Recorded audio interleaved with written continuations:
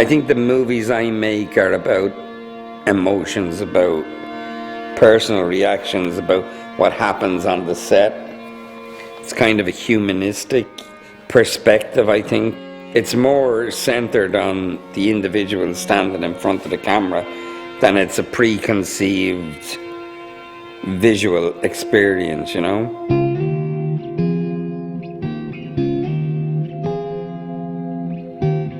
My mom and dad had a lodging house that, you know, I stopped having a family when I was a teenager and had a kind of nuclear family with the extended family, you know. I gather that Jim was born of like kind of humble origins and sort of a scrappy kid and made his way up and made his way first as an actor and then as a theater director. And there's this level of sort of, you know, tough character to him. And his movies all have a sort of tough, unsentimental quality, but at the same time, he looks for the love in all of his characters. So there's a sweetness. I mean, there's obviously themes in Jim's family. He's made a film about a mother. He's made a film about a father. There's a film about two brothers. So obviously, that's his subject. Yeah, I think we're always looking for something that, as children, we missed. You know, some situation that maybe me. I make family movies because I didn't have a family when I was 12, you know. So I'm always, that's what my hunger is for, you know. But at the same time, there's this kind of reveling in the fact that I have an extended family that includes everybody, the drunk guy upstairs with the bottle of gin, you know, and the guy who's trying to get the girl up to the bedroom, you know. I was like Crazy House, but much more interesting than just being a normal family house. The interesting thing is that Jim approaches it in such a deeply personal way. You're never quite sure where he's digging this stuff up, but you know it's from experience. Stay out of trouble. He makes movies about family. He makes movies about his family. It's always referenced back to his family. You know, he would say to me, Jake, I'm sorry if I'm going to hate you today. This just reminds me, you're reminding me of my brother. And this reminds me of something he said to me, and it made me angry. So maybe you shouldn't come up to me today because I'm angry. So of course I'd come up to him, but that's just my nature. And I mean, if you take it from the standpoint of family, where you're just talking about things that are unsaid or truths that are not spoken, and therefore the wall of problems growing greater and greater and creating more and more distance between the family members, I think is its own problem that a lot of people can relate to. I often think nuclear families are nuclear problems. So, you know, it's interesting what goes on in a family. Come on, let's go! There's not a kind of thing of I'm making a movie and saying, you know, oh my God, America's in Afghanistan or Iraq and they shouldn't be there, and maybe they shouldn't, but it's not what the movie's about, you know. The movie's more about the stress and fracture of a family by engaging in a conflict, you know, and what it's doing to the family. I think it's a movie about these family members, and war is a central piece of that, of this story. I think it's much more about the family. It's not political at all, in my mind. I don't think it has any sort of agendas. He works from the human aspect of it, you know, and lets the themes take care of themselves, which I think they do, you know. When you outline a story like this, that stuff takes care of itself. But it's the intimacy, the details of it, the little innuendos that take place that make it human, make it happen. Redemption exists in family. That is what family is for. And forgiveness is there are very few places in the world where you learn forgiveness more often than in your family. It's also about the love of the family, kind of putting Humpty Dumpty back together again, you know. So there's a lot of love in it, and it's a family drama, you know. I just try to give everybody ammunition of ownership, you know. Like they own the script, they own their part, you know, you can push it wherever, as far as you can, you know. My greatest pleasure and my greatest surprise is the level of his inclusiveness and the level of the warmth of his character and the sort of sweetness of his approach. And at one time during pre-production, he says, the most important thing about this is love. He gives you a lot of room to explore yourself. He gives you really wide parameters of what to do. The set felt very open and free in that way, like we could really explore and go down different paths. It's kind of like I don't really prepare in the sense of some structured organization of changing people, I think I just get people to relax. It's like simple, Well, Jim from the very beginning was wanted a really intimate relationship. I only speak for myself with me. I saw once we all got into rehearsals together that he had made a relationship with all of the actors, very, very intimate relationships with them. He would call me up if he knew if he was in New York City and I was in New York City before we started shooting, he'd be like, "Hi, Jake, it's Jim. I just woke up, it's 2 o'clock in the afternoon, and blah, do you want to get together?" And then we'd get together, and we would spit ideas back and forth at each other, and the whole process was always like that. Yeah, when we were in Santa Fe, we would always go over to each other's houses and do the scenes, and Jim would start acting one of the parts, and you wouldn't know if he was playing your part or if he was playing like another actor's part, and you were just supposed to improvise with him, but you weren't sure like who you were supposed to be playing. It was pretty, like sometimes he'd play Jake and expect me to play Toby, and like same with those guys. Sometimes he'd play Jake to Jake and ask Jake to play me, and things like that. Naturally, somebody wants to make a film and they're usually ultra prepared, which is admirable, and they have a clear idea, which is admirable. So it's sort of special to meet somebody who has that, but also is so curious about what might happen. Most filmmakers arrive for a day's work and they have a script, and the objective is to shoot that's amount of script. And at this point in his career, Jim arrives and he has a set and he has a group of actors, and he sees what happens when the actors start to find out what the scene is about. It's just deflected. That's very good. It's a powerful moment. Okay, right. Let me try something like that. Okay. Right, just try it again. Try it once. I watch every day as he travels through the schedule of our movie, puts the actors into the, I've described it as like chopping vegetables. Like he comes in the morning and he chops the vegetables, and then he throws them into the pot and he stirs them around and he stirs them around, and someplace mid-morning you see what the soup is going to be, and then he seasons it. He always comes to the set so perplexed about it, and he's in a dilemma all the time, which is great, I mean, he's in the right kind of dilemma, questioning the essence of the story, where the human factor is. I think you should go after it a bit more. Why is it funny? Just explain. Not just tender, like for the kid. It's a bit like water and ice. There's a certain point at which it has to become ice, and you just have to leave it then, because you're going to make the movie. So it's best if that happens in front of the camera, If you see it change from a fluid to a solid state in front of your eyes, because it seems like magical transformation then.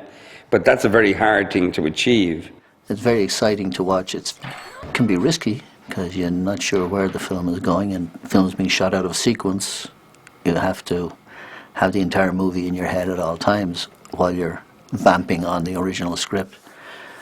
But I think its virtue is that what's happening in a scene in a Jim Sheridan film has a reality that's often absent in other people's films. What's wrong? Izzy. Okay. Bye.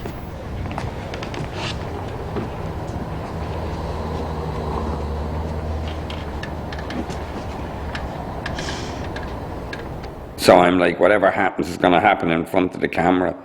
It's going to happen between people, and the visual has to adapt to catch up with the souls of people, rather than the visual is going to dictate the soul of a person, And Jim will say, well, maybe, really the camera shouldn't move. The camera movement just breaks that scene. Just do one without any movement at all. And sure enough, it's just transformed. It's a whole different thing when you take this subjective move out of it and just say, now just look at the actors. And although as artists, we can take the visual experience to a very heightened level visually, and in production design and every aspect of that, sometimes that won't improve it.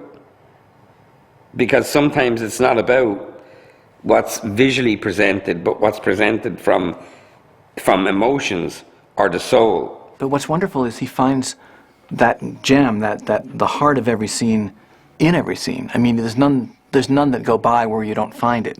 He finds it every time, and we just be sure that the camera's right there for it.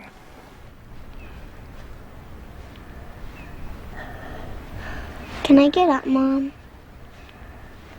Dad, it's not bedtime. Does it depend on the angle? I don't know. Does it depend on the lens? I doubt it. So I've never really, within the technicalities of movies, lenses, lighting, all of those contribute, but internally, I feel you can make a movie where the camera has fallen. You ever do that with your video camera? Like it's fallen and it's on the ground and you still hear the conversations. And you can make up what the movie is. Well, that's just as powerful as actually training the camera on anybody. Because it's about the picture in the viewer's head. For him, the best crafts are the crafts that are invisible. That a costume designer, people should be wearing clothes, not costumes. Sets shouldn't look like sets. Sets should look like houses. They should be dressed naturally. Exteriors should be, the way they would occur in natural life. And it's very much in Jim's style to take something that is very, very natural and then to sort of slightly amplify it.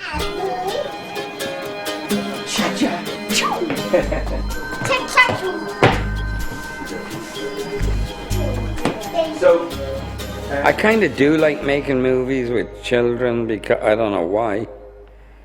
I think it's easier in certain ways, I know people think it's harder because you can never predict what kids will do.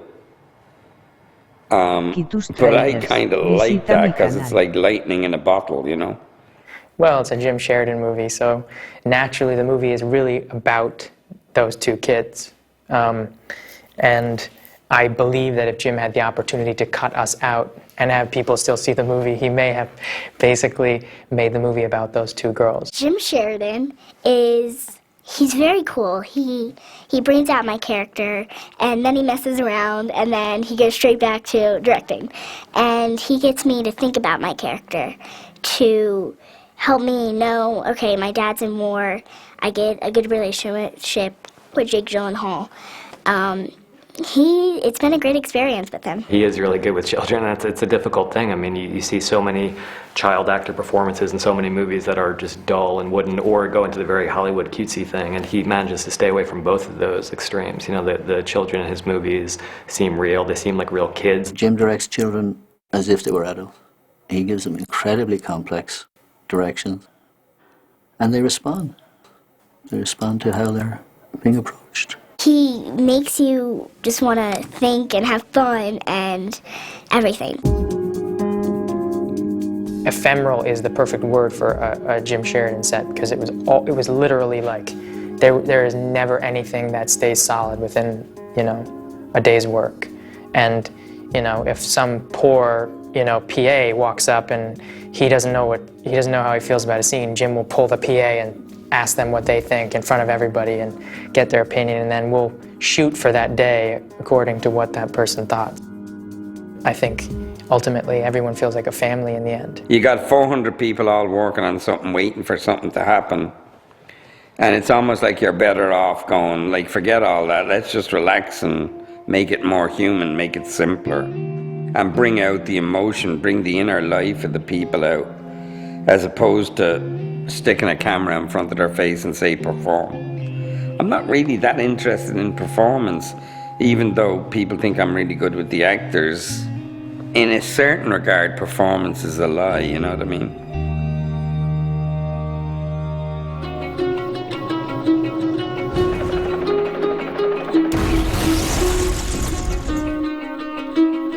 You know, like it just sort of tore my guts out. I was very moved by it. It was completely engrossing. When I saw the original film, I thought it had a timeless quality. And I watched it and I thought, wow, it's a great movie. And then I found out not many people saw the original. The reason I was excited about making this film was because Jim really wanted to make a different film inspired by the same material.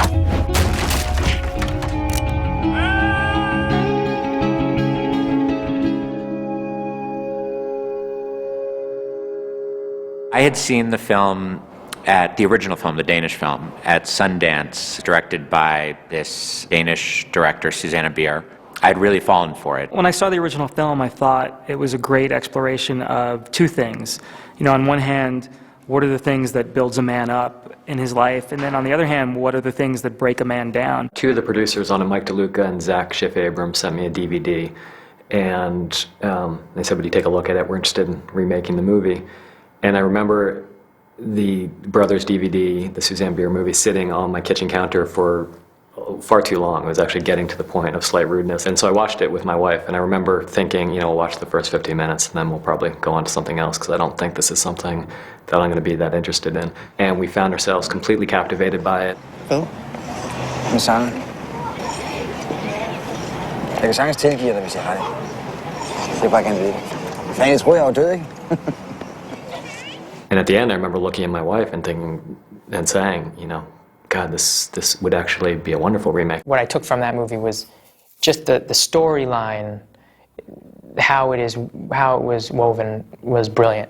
Somehow you loved all three characters, regardless of whatever they did to each other. I denne her film, der bliver familien ramt af en tragedie 2 gange, kan man sige. Dels i første omgang, så mister de familiens centrum, og i anden omgang kommer han tilbage, men er væk fra dem. It seemed like there's a truism to the story that fits any era, any time period. It was dealing with universal themes.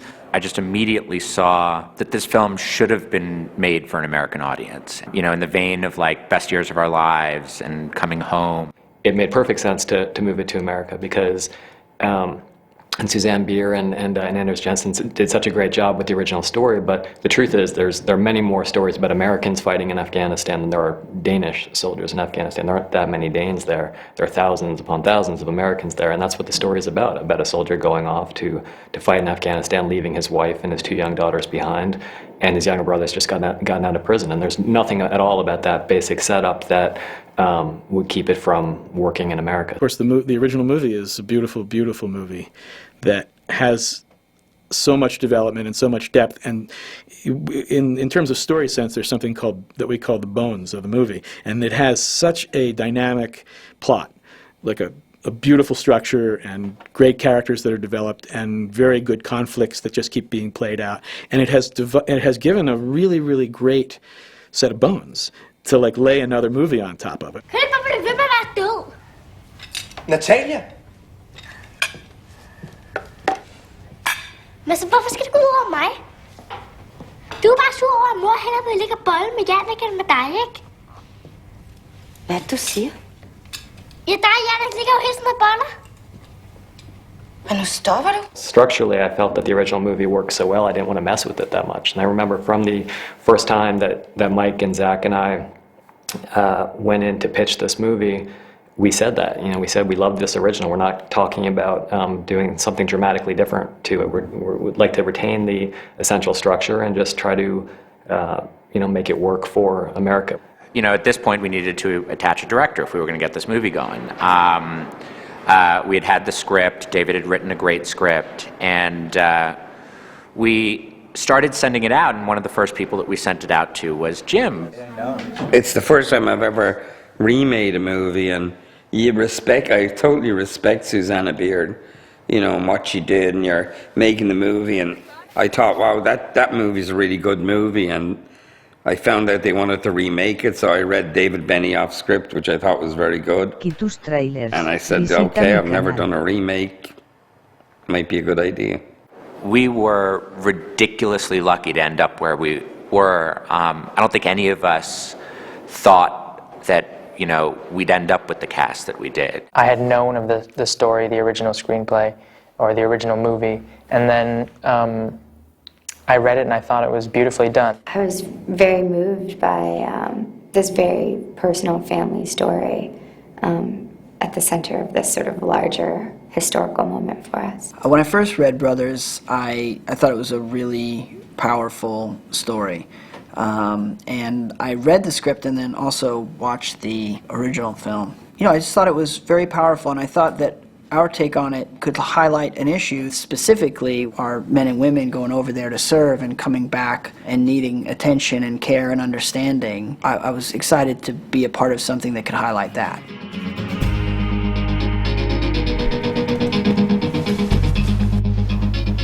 What happened to my little brother?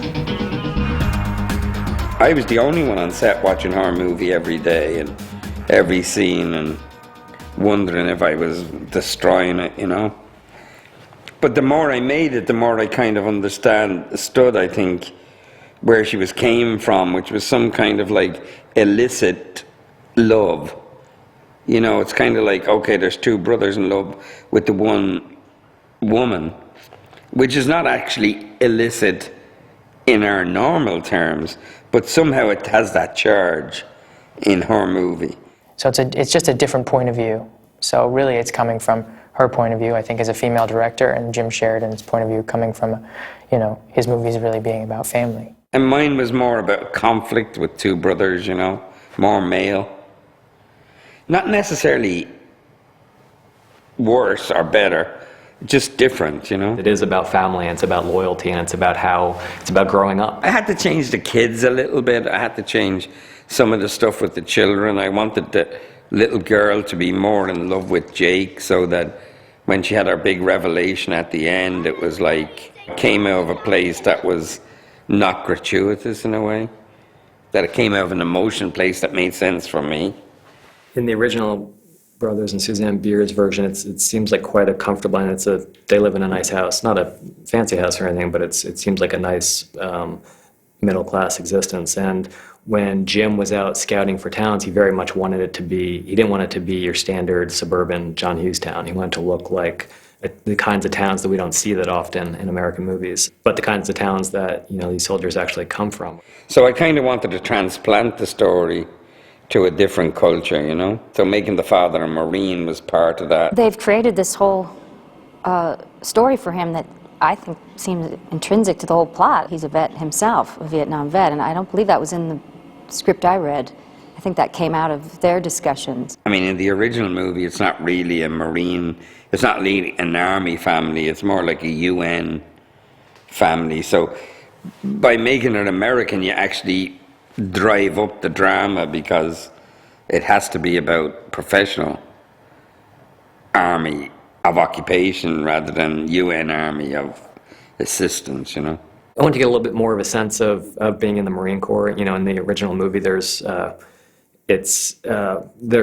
admirable degree of concision, and you don't see a whole lot of there's not a whole lot of time spent with the military.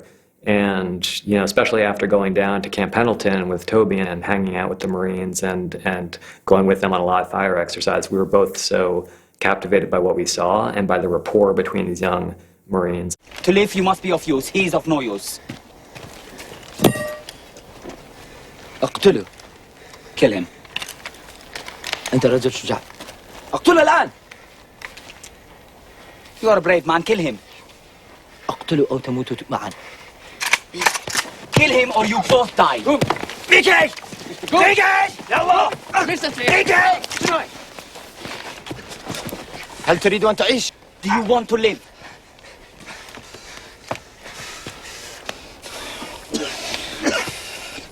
Yes. I want to live. At Michael overskrider sin egen grænse. Og det synes jeg, scenen gør.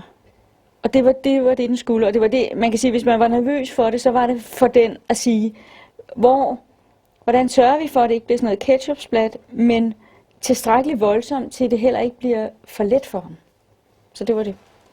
So I had to kind of get to that big scene in a way that was different to the original, so as I wasn't imitating a horrific, violent moment that if you just repeat it, it would be pornographic. In a really, really smart and complex way, Jim has wound that relationship into a very, very complex relationship where they travel together, and Sam is protecting Joe Willis, and Sam has love for his Marine brother. Take it.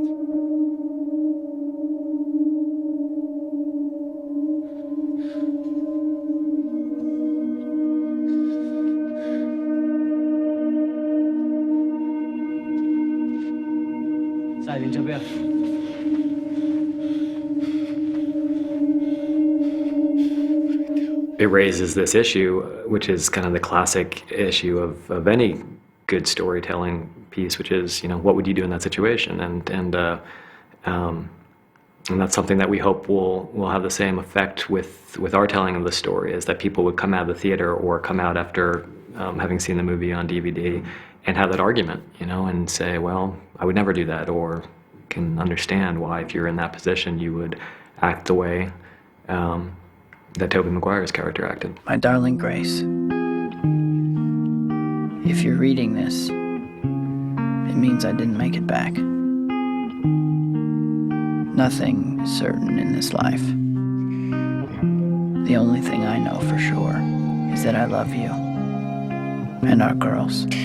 And I just really liked the original movie, and I thought I could remake it without damaging it. It's simple, you know.